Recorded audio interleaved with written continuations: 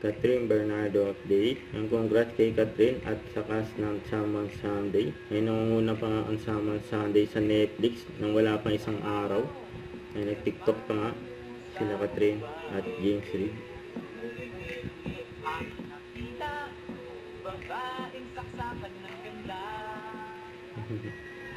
Ito yung event ni Catherine. Yung sa Farmers Plaza for Bango ng BPI. Kaya nabangan siya dyan ng mga fans niya. Ang ganda pa ni Catherine.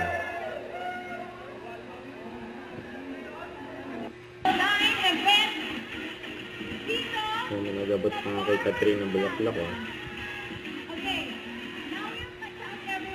Love na love sa aming team chat.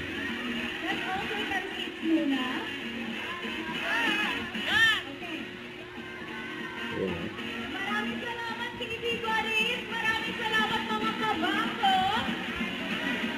Okay. Before anything, ate, syempre, I'm sure you have one last final message sa lahat ng mga kabako dito, ate. Go ahead. Thank you again. Salamat. There you go. Thank you so much po.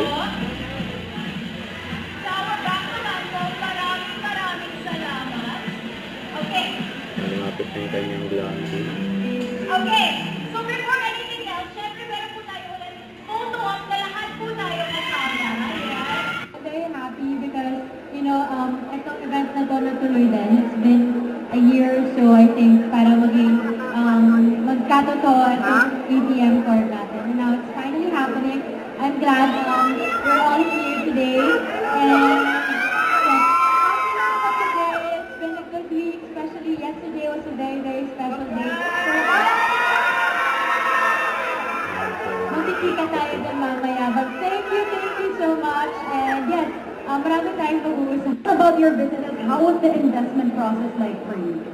I think the investments, medyo recently ko lang yan, natutunan. So, we have Isla Amara. I don't know if nakapunta na kayo in El Nido. And then we are launching something really special also. That's so close to my heart this year. That's another business happening. And then my mom is a big fan of real estate too. So I think yun yung nakuha ko sa kanya, investing in properties. And ang pinaka-important, investing in yourself. You need to keep learning, you need to keep growing, keep improving. And I think yun yung best investment na masasabi kong gawin nyo din, invest in yourself. And kaya ng event, si Catherine. Siya ang mga fans si Catherine. Nakita siya. Nag-sa event.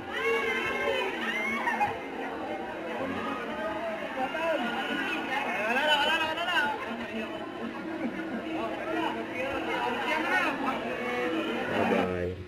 Don't forget, subscribe, click the notification bell for my updates. This is Richard, the Action Live. Stay tuned for more videos. See ya.